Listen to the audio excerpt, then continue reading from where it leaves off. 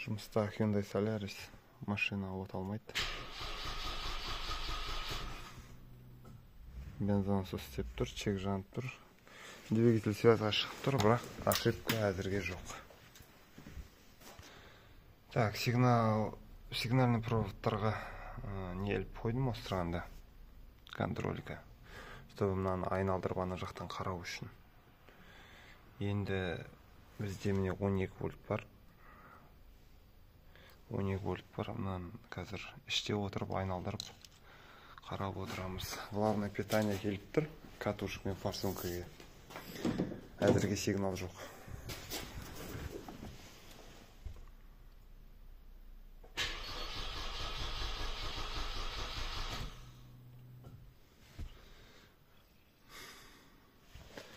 Әзірге түсініксіз енді.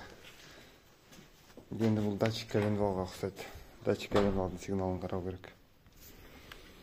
Датчик коленвалға жету үшін так. Доступ ыңғайлы болу үшін воздушный фильтрді аламыз. Мына фишкада осы датчик коленвал. Hyundai Solaris 2015-те датчик коленвалды алып шықтым. Сопротивлениесі нормально. Қазір міне бізде форсункада бір контролька, екінші контролька, үшінші контролька сигналға тұр. Датчик коленвалын тексереміз.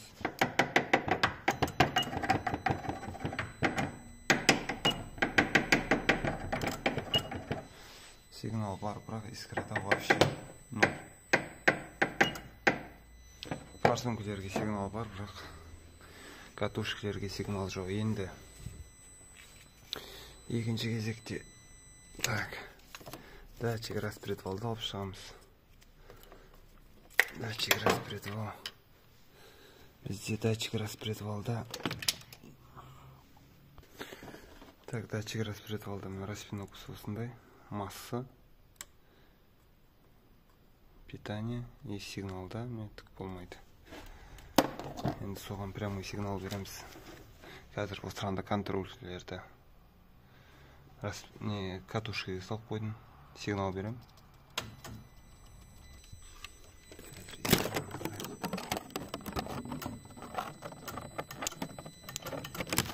Искра бар. Яғни мне через лампочка сигнал береміз. Бұл дегеннің датчик распредвалды шешіп дәл осылай тексеріп көру керек. Сопротивлениесін бәрін. Так, енді міне мынадай нәрсе болып жатыр. Мына датчикті, распредвалдың датчигін орнына қоям. Орнына қойсам от алмайды. Ал былай міне. Арға кетіп, даже искра бәрі кетіп жатыр осы тұрғанда. Нормально. Ал орнына салсам, машина үндемейді. Мен распредвалға салып қойдым.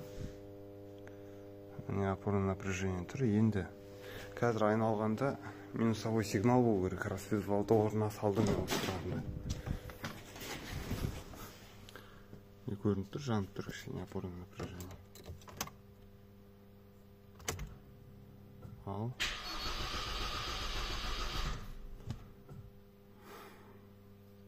Ноль, короче. Вообще. Хотя минус анарадан минусовой сигнал болу керек.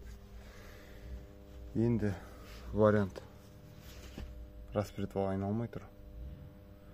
Датчиктің өзі кетті дейін десең, былай алып шығып жаңағыдай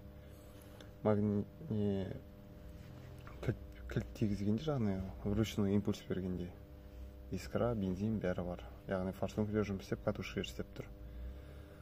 Распредвалды қарау керек. Оны қалай қараймыз? Оңай жолы компрессияны қарай салу керек. Компрессияны қарап көрейік. Дәл солай. Распредвалда опорный напряжение бар. Так, 4 цилиндрге компрессометр салып қойдым.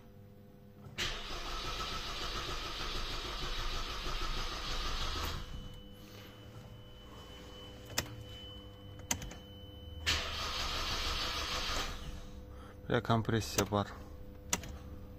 Компрессия әдемі.